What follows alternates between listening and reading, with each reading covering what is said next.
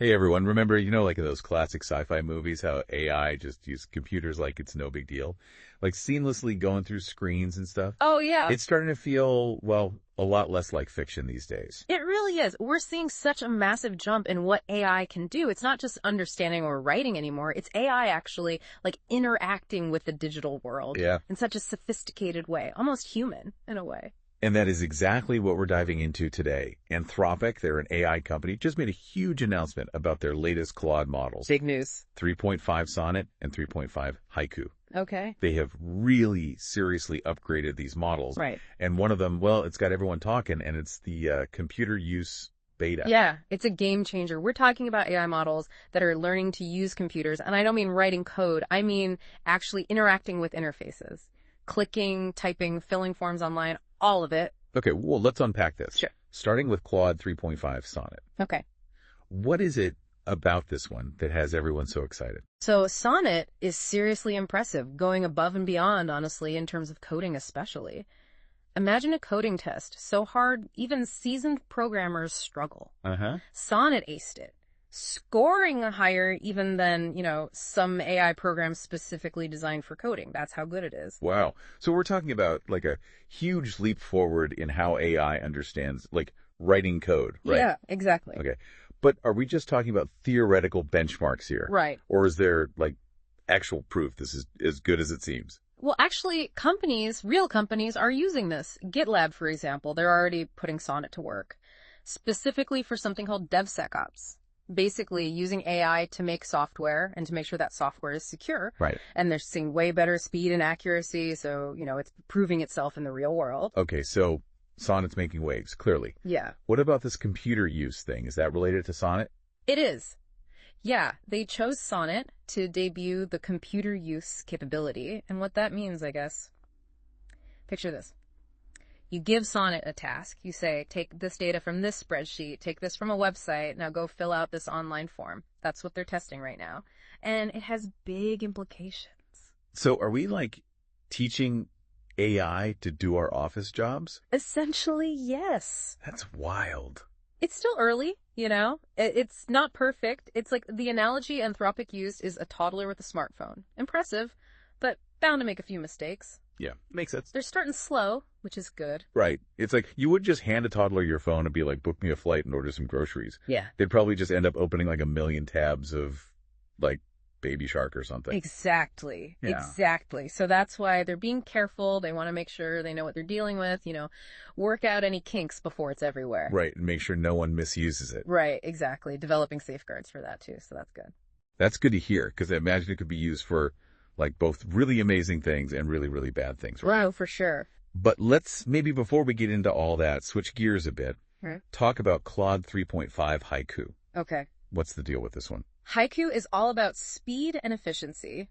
Think of it as Sonnet's, like, quick-witted counterpart. Ah, okay, I see. Like that friend who always knows a bunch of random facts, like really fast, always impressive, even if, you're not totally sure where they got the information. That's a good way to put it. And the amazing thing is, even though it's smaller than Sonnet, it can still do a lot. Especially when it comes to, like, coding tasks. So small but mighty. Exactly. What are some things that Haiku is, like, best suited for? So I think Haiku is going to be big for user-facing applications, dealing with specific tasks within bigger systems, things that need to process tons of data super quickly, data analysis, things like that. And the best part is, we don't have to wait forever to actually see it. Okay. Nope, not at all. Anthropic says it's launching later this month. Wow, so that's really soon. It is. This is a lot to take in. So 2 new models, each with their own strengths. But what does it all mean? Good question. I think in the big picture, these new Claude models, they're a huge step. We're entering a whole new era of AI. And the computer use thing, that has the potential to completely change how we use technology. Okay. That's giving me chills, honestly, just thinking about it. But, let's be real here. Yeah. With great power comes great responsibility. You know it. Yeah. It can't all be sunshine and roses, right? Definitely not. With this much power in AI, there are some big ethical questions we need to answer. Yeah. Things like what happens to jobs if AI can do them, and making sure nobody uses it for bad stuff. These are big, important issues we need to deal with. So are we talking about, like, I don't know, an AI utopia? Yeah. Or are we talking, like, robots taking our jobs and then, I don't know, demanding rights or something? Well, that's the million-dollar question, isn't it? And I don't think there are easy answers. The important thing is that we're having these conversations now, while it's still early. Yeah. Better to be prepared. Exactly. We need to be realistic about both how amazing this could be and also the risks. Okay, so we talked about the new models and some of the big picture stuff. Yeah. Now let's get into some more details about what this computer use technology could actually mean, because it's going to get really interesting. It really is. So we're back and ready to really dig into this whole computer use thing. Yeah. It's easy to get carried away, you know, thinking about like a future where AI is doing all kinds of crazy stuff. But right. Before we, like, imagine AI office workers running the world. Let's be real for a sec. Okay. This is still early days, right? Totally. Yeah. It is. And remember that analogy we talked about with Sonnet being like a toddler with a smartphone? Yeah. Well, toddlers grow up, and as they do, they learn and they figure things out. AI is the same way. It never stops evolving, so we're just seeing the tip of the iceberg, really. Okay, that makes sense. Even in these early stages, though, are there things we should, like, watch out for with this technology? Growing pains, you know? Oh, absolutely, yeah. Yeah. I think one of the biggest concerns, and it's a valid one, is what happens to jobs. Right. I mean, if AI can work with computers just like we do, you have to wonder what's left for us. It's that whole, like, robots taking our jobs fear, but this time it actually feels. Yeah, a little bit. It's a real concern, for sure, but I think the reality is a bit more, complicated than just robots versus humans. Okay. Just like with any new tech, some jobs, yeah, they might become automated, but there will be brand new jobs created too that we can't even imagine yet. That always happens. So maybe it's less about, like, being replaced and more about robots being our coworkers. Right. Although I'm not sure who gets the corner office in that scenario. That's a good question. It really makes you think about, what the workplace will even look like. Will we collaborate with AI? Will we manage them? So many possibilities. For sure. And then there's the whole, like, potential for misuse, right? I mean, that's always a worry with any new tech, but especially this. What's stopping someone from using this computer use stuff for, like, bad things? That's the big question, and it's one Anthropic is thinking really hard about. Okay, good. They know it could be misused. They've said that, and I think that's responsible. And they're actually developing things called classifiers, which are kind of like safety nets built in, designed to spot and stop any bad actions. So trying to, like, stay one step ahead. Yeah, exactly. Anticipating risks, preventing it from being used for, like, spreading fake news or financial scams or anything like that. That's definitely good to hear. But can they really control it once it's out there? That is. We've all seen Black Mirror. Right, right. It's like trying to get toothpaste back in the tube. Exactly. Once it's out. It's out. That's it.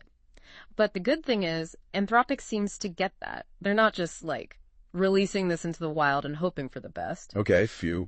They're starting slow, with just a few developers getting their feedback, making sure it's used responsibly. So not just handing over the keys to the AI kingdom to anyone who asks. No, not at all. Okay, good. It sounds like maybe they've, learned from some of the, shall we say, missteps of other AI releases in the past. It's a learning curve for everyone. But the key is that mix of excitement and caution, Yeah. Remembering the potential, but also being realistic about the need to do it right. So it sounds like Anthropic is, like, on the right track, which is good, but it can't just be on them, right? I mean, what about, like, governments and stuff? Don't they have a role to play? Oh, for sure. We're talking about something that could reshape, like, the entire world. We need laws, we need guidelines, we need to make sure it's all ethical and done the right way. It's bigger than just one company. Way bigger. We need to be talking about this as a society. Data privacy, bias in algorithms, what happens to jobs.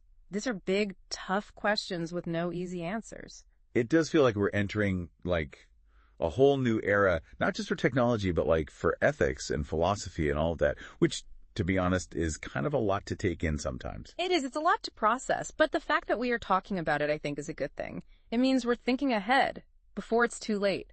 We're thinking about the future we actually want. Okay, I like that. Being proactive, not reactive. Yes, exactly. So we've talked about, like, the downsides, and believe me, there are some big ones. But what about the good stuff? Yes. What are some of the really cool things, the mind-blowing things that this computer use ability could do? Okay, now you're talking. Imagine Just imagine a world where AI does all those boring tasks for us, the stuff that takes up all our time and energy. Oh, tell me more. Filling out forms, organizing data, scheduling. What if that was all taken care of? It would free up so much mental space. Like, I could finally write that novel I've been thinking about. There you go. Or, at least organize my sock drawer.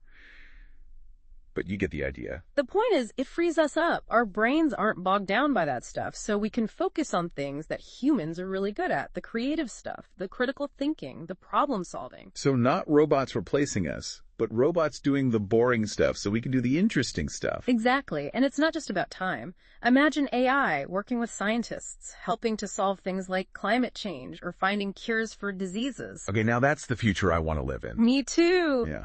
And the amazing thing is, this is already starting to happen.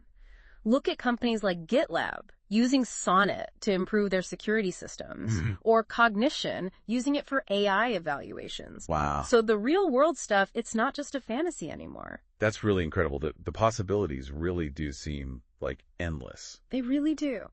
But, and this is a big but, we have to make sure everyone benefits, not just a select few.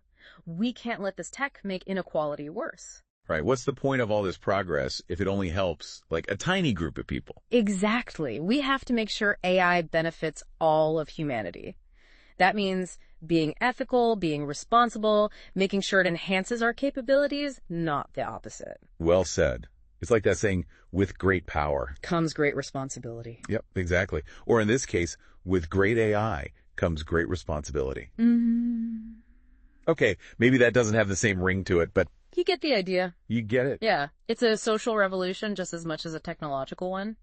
It's just wild to think that, we're at this point where AI could actually, work with the digital world just like a person. It is pretty mind-blowing. It feels huge, you know? Like we're on the edge of something totally revolutionary. Yeah. But also kind of, I don't know, a little scary. I get it. What does it even mean to be human if AI can do all this stuff? That's the big question, isn't it? I think this whole computer use thing, it really makes us think about what makes us human in the first place. Yeah. If AI can do things we thought only people could do, right?